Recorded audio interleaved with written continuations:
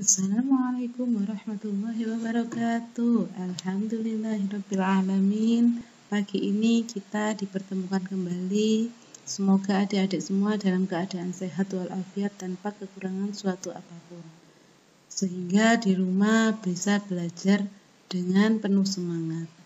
Pagi ini kita bertemu kembali di materi bab lebih dekat dengan Allah yang sangat indah namanya. Pertemuan yang kedua bersama kami Ibu Sumiati.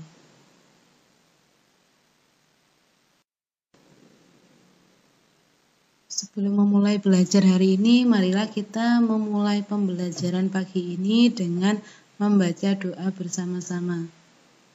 A'udzu billahi minasyaitonir rajim.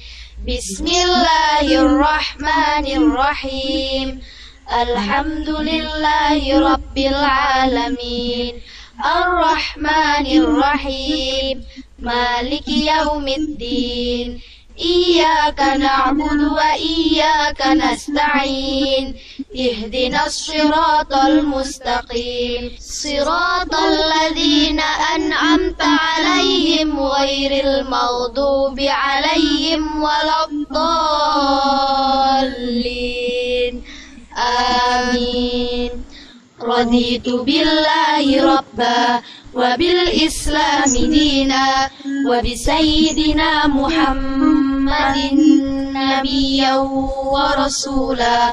Rabbi zidni ilma warzuqni fahma.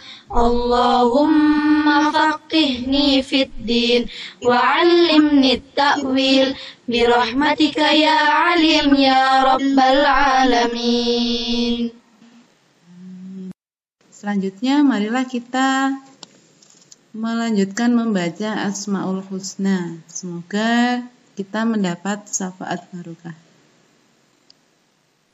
Ya Allah, Ya Rahman, Ya Rahim, Ya Malik, Ya Qudus, Ya Salam, Ya Mu'min, Ya Muhaimin, Ya Aziz, Ya Jabbar, Ya Mutakabbir, Ya Khaliq, Ya Bari, Ya Musawwir, Ya Ghaffar, Ya Qahar, Ya Wahhab, Ya Razaq, Ya Fattah, Ya Alim, Ya Qabid, Ya Basit, Ya Khafid, Ya Rafi, Ya Mu'iz, Ya Mudhil, Ya Sami, Ya Basir, Ya Hakam, Ya Adil, Ya Latif, Ya Khabir, Ya Halim, Ya Azim, Ya Ghafur, Ya Syakur, Ya Ali, Ya Kabir, Ya Hafiz, Ya Mukib, Ya Hasib, Ya Jalil, Ya Karim, Ya Raqib, Ya Mujib, Ya Wasi', Ya Hakim, Ya Wadud, Ya Majid, Ya Ba'id, Ya Syahid, Ya Haq, Ya Wakil, Ya Qawi, Ya Matin, Ya Wali, Ya Hamid, Ya Musi, Ya Mubdi, Ya Mu'id, Ya Muhyi, Ya Mumit, Ya Hayyu, Ya Qayyum, Ya Wajid, Ya Majid, Ya Wahid, Ya Ahad, Ya Somad, Ya Qadir, Ya Muqtadir, Ya Muqaddim, Ya Muakhir, Ya Awal, Ya Akhir, Ya Zahir, Ya Batin, Ya Wali, Ya Muta'ali, Ya Bar, Ya Tawab, Ya Muntakim, Ya Afu, Ya Ra'uf, Ya Malik, mulki ya dzal jalali wal ikram. Ya Muqsi, Ya Jami, Ya Khani, Ya Mughni, Ya Mani, Ya Dar, Ya Nafi, Ya Nur, Ya Hadi, Ya Badi', Ya Baqi, Ya Waris, Ya Rasid, Ya Sabur, Ya Allah, Ya Allah. Alhamdulillah, semoga dengan membaca Asmaul Husna tadi kita diberi kecerdasan dan ingatan yang tajam. Masih ingat kan adik-adik, kemarin kita membahas iman kepada Allah dengan mengenal nama-namanya yang indah, yaitu Asmaul Husna. Apa sih Asmaul Husna? Asmaul Husna pengertian menurut bahasa yaitu nama-nama Allah yang sangat indah dan baik. Sedangkan menurut istilah yaitu nama-nama yang baik lagi indah yang hanya dimiliki oleh Allah semata sebagai bukti dari keagungannya. Bismillahirrahmanirrahim. Inna lillahi tis'atan wa tis'ina asman mi'atan ila wahidan innahu witru yuhibbul witra man hafidhaha dakhalal jannah, yang berarti sesungguhnya Allah memiliki 99 nama.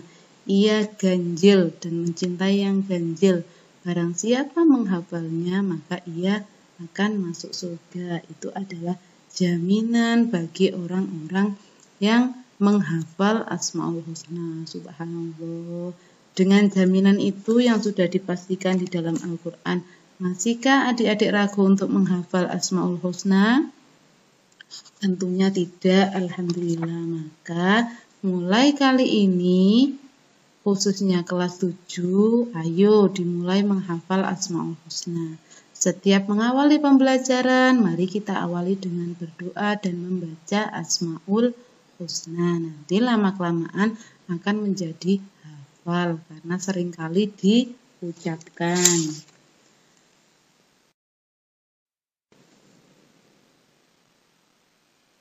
Dalil nakli Asmaul Husna tadi terdapat dalam surat Al-A'raf ayat 180 yang berbunyi walillahi asmaul husna fad'u biha wa dharul ladzina yulhiduna fil asma'ihi sayujzauna ma kanu ya'lamun, yang berarti dan Allah Subhanahu wa taala memiliki Asmaul Husna, maka bermohonlah kepadanya dengan menyebut nama-namanya yang baik itu dan tinggalkanlah orang-orang yang menyimpang dalam menyebut nama-namanya.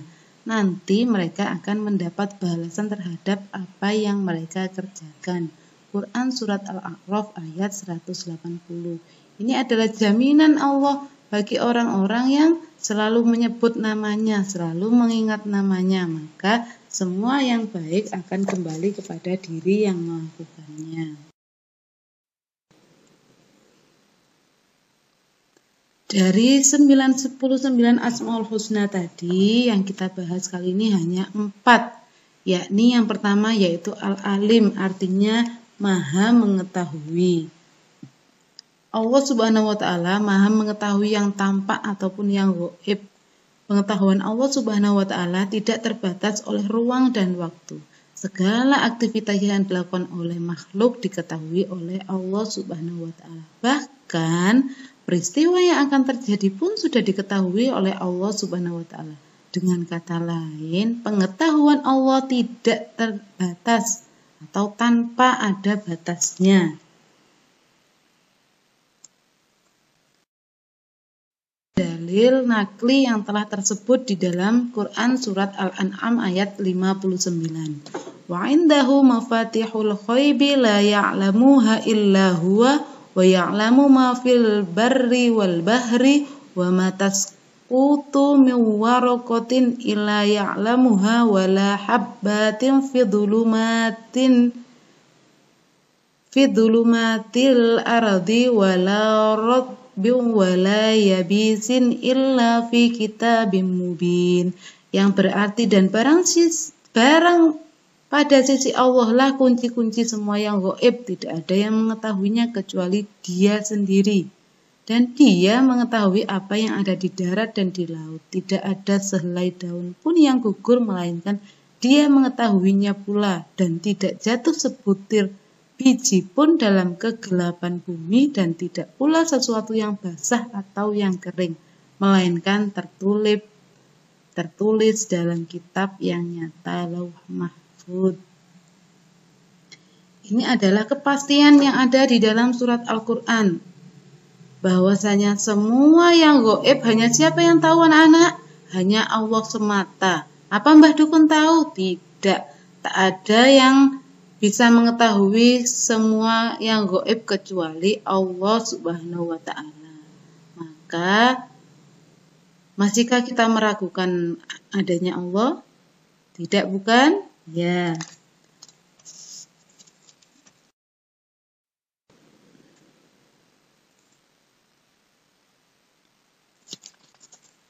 Dalam Al-Alim ini kita bisa belajar dari filosofi padi. Apa perilaku yang dapat kita wujudkan dalam meyakini sifat Allah Al-Alim adalah kita harus terus-menerus mencari ilmu. Menuntut ilmu tidak ada batasnya, mulai dari lahir sampai kembali ke liang lahat. Tholabul ilmi fardhah, mencari ilmu adalah wajib hukumnya bagi setiap muslim.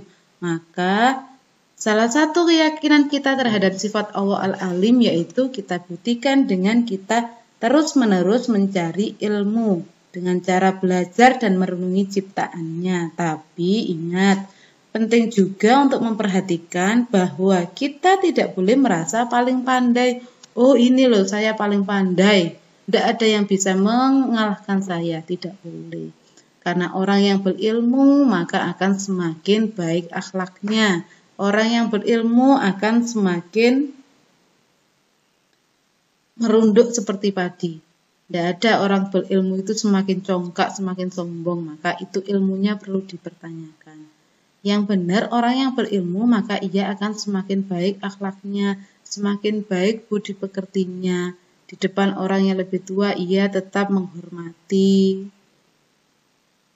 Di hadapan sesamanya ia tetap menyayangi, tidak pernah merasa dirinya paling pintar. Itu adalah salah satu perilaku yang bisa dicerminkan sebagai bentuk mengimani sifat Allah atau asma Allah Al-Alim tadi.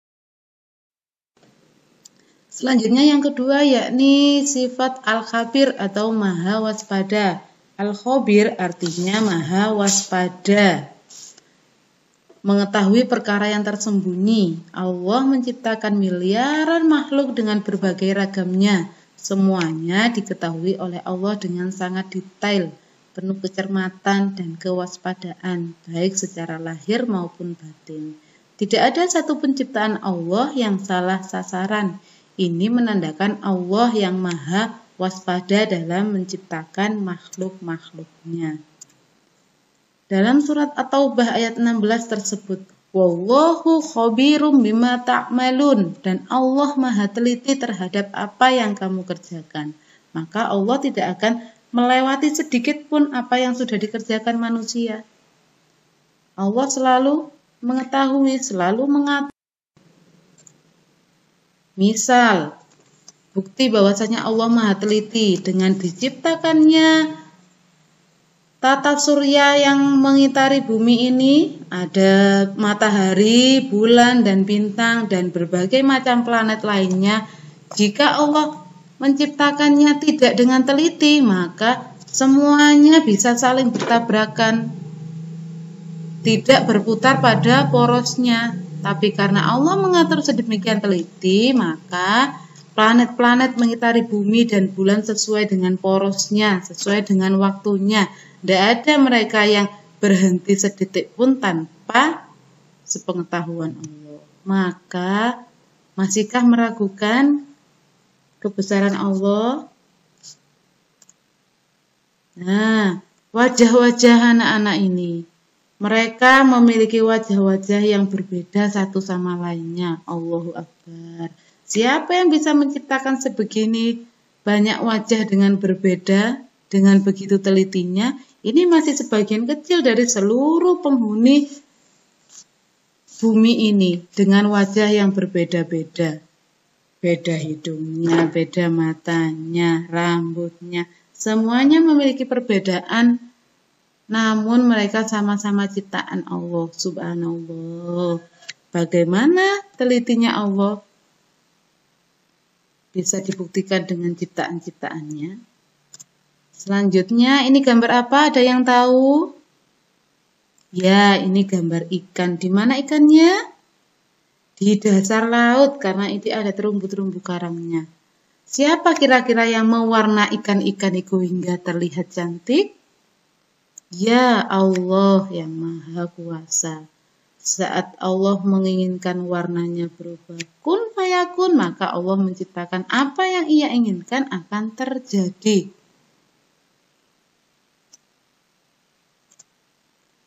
Nah, ini gambar apa? Ya, gambar sawah, pegunungan yang hijau dan asri. Siapa yang mampu membuat gunung begitu tinggi dan terdapat lembah di bawahnya yang berkelok-kelok seindah itu? Subhanallah, itu adalah ciptaan Allah. Betapa telitinya, betapa waspadanya Allah terhadap segala ciptaannya. Yang ketiga yakni As-Sami atau Maha Mendengar. As-Sami, Allah Maha mendengar semua suara apapun yang ada di alam semesta ini. Pendengaran Allah tidak terbatas, tidak ada satupun suara yang lepas dari pendengarannya, meskipun suara itu sangat pelan sekali, maka Allah mendengarnya. Sangat pelan, Bu? Iya, walaupun sangat pelan, hanya berdesis, itu Allah bisa mendengarnya. Maka jangan sekali-sekali, jangankan terucap, hanya terbersit di dalam hati saja Allah mampu mendengarnya. Allahu Akbar. Dalam surat Al-Baqarah ayat 256 berisi wallahu sami'un alim, dan Allah Maha mendengar lagi Maha mengetahui. Allah Maha mendengar semuanya tanpa terkecuali, juga Maha mengetahui. Perilaku yang mencerminkan keimanan kepada Allah Subhanahu wa Ta'ala yang memiliki sifat Maha mendengar adalah kita harus berupaya agar segala apa yang kita ucapkan merupakan perkataan yang baik dan berguna, karena kita meyakini bahwa Allah selalu mendengar segala apa yang kita ucapkan. Bahkan yang masih terbersit di dalam hati pun Allah Maha mendengarnya. Bisik-bisik tetap Allah mendengarnya. Nah, walaupun mulut tidak mengucapkan, namun hati mengucapkan, Allah juga mendengarnya. Perilaku yang sesuai dengan As-Sami, yakni kita harus mendengarkan orang lain yang sedang berbicara dengan kita, dengan sikap dan bahasa yang santun. Maka jika ada orang lain yang sedang berbicara, dengarkan, tidak boleh ngobrol sendiri. Misal di dalam kelas ada bapak ibu yang menerangkan materi pelajaran, maka dengarkan. Insya Allah dengan mendengarkan, kita akan mendapatkan ilmu yang barokah dan manfaat. Amin. Menjadi orang yang peka terhadap informasi apapun. Oh, sekarang ada info apa? Kita menjadi orang yang peka. Kenapa demikian? Karena kita mau mendengarkan. Yang ketiga yaitu berlatih untuk dapat memilah informasi yang baik dan buruk, dan yang hak dan yang batil. Maka sekarang musimnya atau zamannya dunia maya. Apa-apa sekarang informasi beredar begitu mudah dan luasnya melalui WA, Facebook, terus media-media sosial lainnya. Tanpa bisa orang lain mengendalikan, itu bisa bergerak dengan sendirinya. Hanya dengan satu ketik send atau sebar, maka informasi itu bisa tersebar dengan sangat cepat. Alangkah ruginya saat kita membuat sesuatu yang tidak baik atau tidak benar, itu segera terbagi ke orang yang lainnya sehingga kita hanya berbagi dosa. Na'udzubillah, maka kita harus pandai-pandai memilah informasi. Misal sekarang ada berita hoax atau belum tentu dasarnya, belum tentu tapi sudah disebarkan. Semoga kita tidak termasuk. Yang ketiga yakni Al-Basir atau Maha Melihat. Allah Maha melihat segala sesuatu walaupun itu lembut dan kecil. Allah Subhanahu wa Ta'ala melihat apa saja yang ada di langit dan di bumi. Bahkan seluruh alam semesta ini dipantau oleh Allah. Di dalam surat Al-Hujurat ayat 18, Innallaha ya'lamu ghaibas samawati wal ard wallahu sami'un bima ta'malun. Sesungguhnya Allah mengetahui apa yang gaib di langit dan di bumi. Dan Allah Maha melihat apa yang kamu kerjakan. Itu adalah dalil nakli. Perilaku yang sesuai dengan Al-Basir. Nah, yang pertama kita berusaha semaksimal mungkin untuk dapat melihat peristiwa-peristiwa yang terjadi di alam ini sebagai bahan renungan akan kebesaran Allah. Apa misal contohnya? Misal yang terbaru-baru ini adalah adanya virus COVID.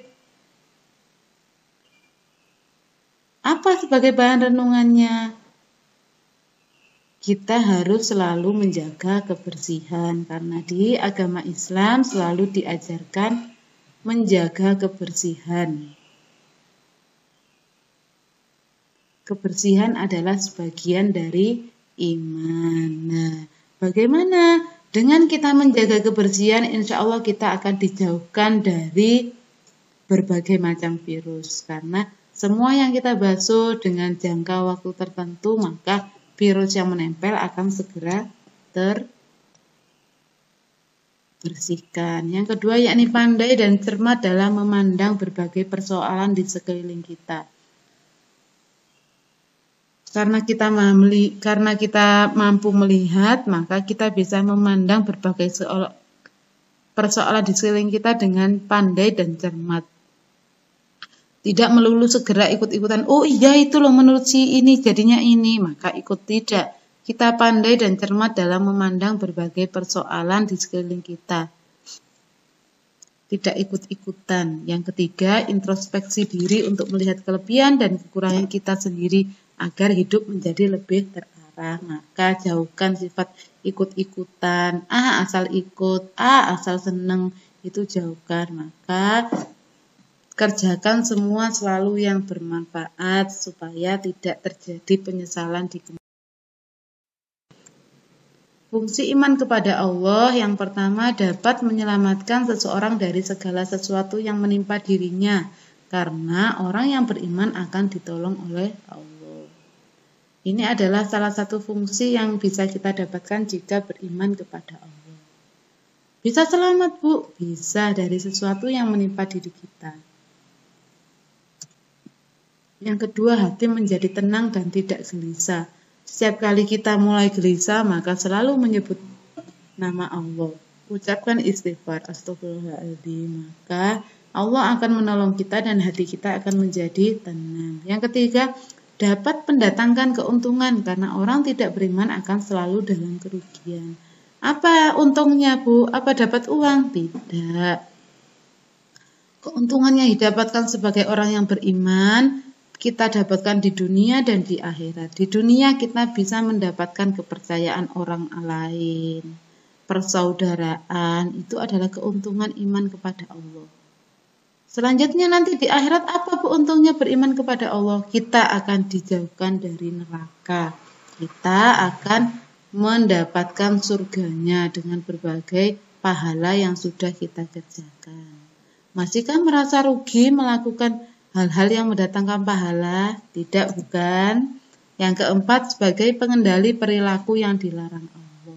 Kalau kita beriman kepada Allah, kita tahu mana yang dilarang dan mana yang diperintah Allah, maka kita bisa mengendalikan perilaku kita. Misal, mau menemukan barang yang terjatuh di jalanan. Ada uangnya sekian, ada identitasnya. Kalau kita adalah orang yang beriman, maka saat kita tahu identitas dan pemiliknya, apa yang kita lakukan akan mengembalikan kepada yang punya. Namun sebaliknya, jika tidak memiliki rasa iman kepada Allah, saat menemukan hal seperti tadi, maka kecil kemungkinan untuk mencari orang yang memiliki. Bisa-bisa, tidak ada yang tahu, tak pakai uangnya. Itu jika orang tidak beriman kepada Allah, karena tidak percaya bahwa Allah Maha mengetahui, Allah Maha melihat segala apa yang dilakukan. Yang kelima, yakni mendorong seseorang dalam beribadah kepada Allah. Orang yang beriman kepada Allah akan selalu melaksanakan semua perintah Allah dan menjauhi larangan-larangan Allah. Jika ia beriman, maka ia akan selalu melaksanakan perintah Allah, sholat 5 waktu, syahadat, sholat, zakat, puasa, dan haji jika yang mampu. Jika tidak, maka boleh dengan senyuman, dengan menolong orang lain, itu semua adalah ibadah lillahi ta'ala. Yang keenam yaitu sebagai penyesuai diri, bahwa pada hakikatnya manusia adalah lemah dan tidak berkekuatan jika dibandingkan dengan Allah. Kita bukan apa-apa dibandingkan Allah. Allah Maha melihat segala apa yang terjadi di muka bumi ini, baik yang gaib ataupun yang nyata. Kita manusia hanya bisa melihat yang terjadi di depan mata kita. Yang terjadi nanti kita tidak bisa tahu, kita tidak bisa mengetahuinya. Apa masih mau menyombongkan diri? Mendengar, pendengaran kita juga terbatas. Dengan jarak berapa meter kita masih bisa mendengar. Selebihnya apa? Pasti mengulang pertanyaan yang sama. Tapi Allah, jangankan yang ratusan meter, yang masih terbersih di dalam hati saja mampu mendengarnya. Nah, yang ketujuh yakni dapat mempertebal keyakinan dan kekuasaan dan keesaan Allah. Mempertebal keyakinan akan kekuasaan dan keesaan Allah. Apa? Kenapa kok demikian? Karena dengan kita beriman kepada Allah, dengan kita melaksanakan semua perintah Allah, dengan kita mempercayai hal-hal yang akan kita dapat kelak di akhirat, maka akan semakin tebal iman seseorang dan semakin rangkuman dari materi bahasan kita minggu kemarin dan minggu ini. Iman kepada Allah adalah sebuah kepercayaan dengan sepenuh hati bahwa Allah itu ada. Diucapkan dengan lisan berupa syahadat asyhadu an la ilaha illallah wa asyhadu anna Muhammadar Rasulullah. Saya bersaksi bahwa tidak ada Tuhan selain Allah. Dan saya bersaksi bahwa Nabi Muhammad adalah utusan Allah. Dan diamalkan dengan perbuatan sehari-hari. Sholat, beramal, berkata yang baik, menghormati orang tua, dan sebagainya. Itu adalah bentuk kepercayaan keimanan kita kepada Allah. Jangan mengaku beriman jika kepada orang tua masih membentak, masih berbohong. Yang kedua, Asmaul Husna adalah nama-nama Allah yang baik. Berapa jumlahnya? 99, pinter. Namun yang kita bahas pada pertemuan kali ini yakni hanya 4, yaitu Al-Alim, Allah Maha mengetahui, Al-Khabir, Allah Maha teliti, As-Sami, Allah Maha mendengar, dan Al-Bashir, Allah Maha melihat. Yang ketiga yakni cara meneladani Asmaul Husna dalam kehidupan sehari-hari adalah dengan mencintai ilmu pengetahuan, dengan selalu gigih dalam mencari ilmu dan dalam melakukan pekerjaan ingin selalu sempurna, teliti dalam berbuat, mau mendengarkan apa yang dikatakan oleh orang lain sebagai masukan, introspeksi, dan selalu melihat, mengamati dampak apa yang terjadi dan mampu mengatasinya dalam kehidupan sehari-hari. Yang keempat yakni hikmah beriman kepada Allah Subhanahu wa Ta'ala. yakni akan selalu mendapat pertolongan dari Allah Subhanahu wa Ta'ala. Selalu hati menjadi tenang dan tidak gelisah dan mendatangkan keuntungan dunia dan akhirat. Sampai di sini pembelajaran kita, adakah yang masih ditanyakan? Ya. Kalau sudah tidak ada, alhamdulillah, maka Ibu sampaikan tugas yang dikerjakan. Apa tugasnya? Yang pertama yakni tuliskan hal-hal berikut di buku tulis kalian. Sudah beli buku kan? Nah, supaya terisi, kita kerjakan tugas kali ini di buku tulis. Di lembar pertama silakan tulis doa sebelum belajar dan sudah belajar yang tadi telah kita baca. Doa setelah belajar, setelah ini akan kita baca. Silakan ditulis di buku tulis PAI. Yang kedua, 99 Asmaul Husna. Silakan tulis 99 Asmaul Husna berupa lafal huruf Arabnya. Di mana, Bu? Di buku tulis laki-laki. Yang ketiga, yakni isi rangkuman materi bab 1 yang barusan Ibu sampaikan. Silakan ditulis di buku tulis.